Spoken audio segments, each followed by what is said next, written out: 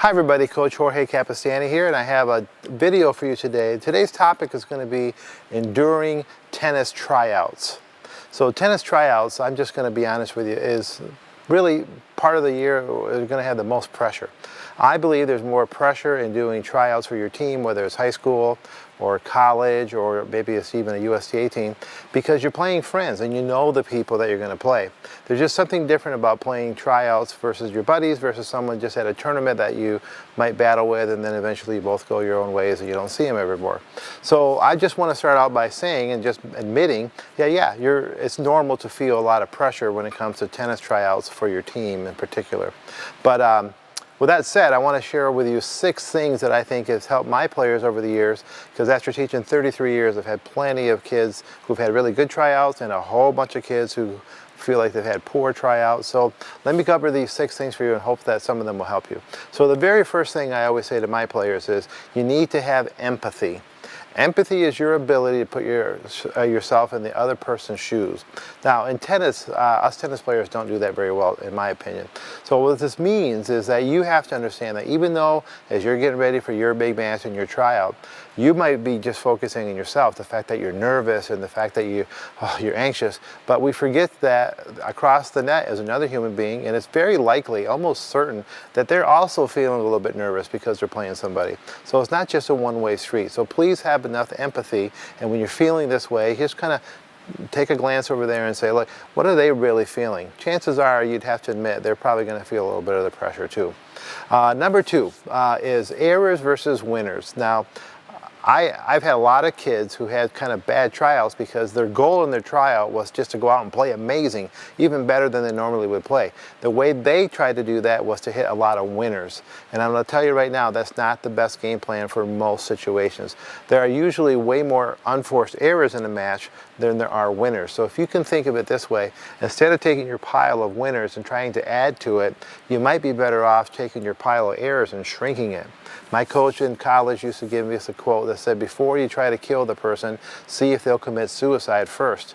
And it's kind of a clever quote, but it's true. In tennis, a lot of times, if you just keep the ball in play, the other person will give you the error. They kind of commit suicide, tennis speaking wise.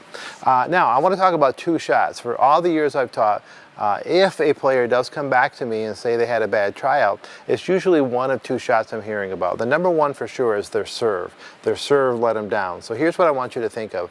Unless you have a really booming serve that you're getting free points frequently, you might consider during tryouts, especially early in the matches, hitting 2 second serves. Because if you miss your first serve a lot, you're going to get second serves, and second serves are really an opportunity to double fault. So if you're not really hitting a ton of aces anyway, you might be better served just coming out and hitting a lot of second serves. You don't even have the opportunity to make double faults. All right? Double faults seem to be contagious. If they happen early in a match, they tend to happen for the rest of that match. The other shot is the overhead. Okay, the overhead is really tricky because a lot of people lump it in one category, which is I'm going to kill all my overheads. And if you're playing doubles in particular, you got to really respect that. Overheads might be a kill overhead if you're really close to the net, but a lot of them are really kind of neutral overheads. We're just going to spin it in and try to keep the ball going. So don't make that error of lumping all overheads into one giant category and smashing them all. Now, when it comes to your coach, you're trying to impress your coach. And I think the best thing you can do is show fight and effort. That would be number 4. Win the battle for fight and effort. When the coach is doing the tryouts and it's getting down to like a couple of people, maybe it's between you and another person, you want to have that check mark. But wow, this kid just tries so much harder. They were coachable. They fought like crazy. Their effort was off the chart.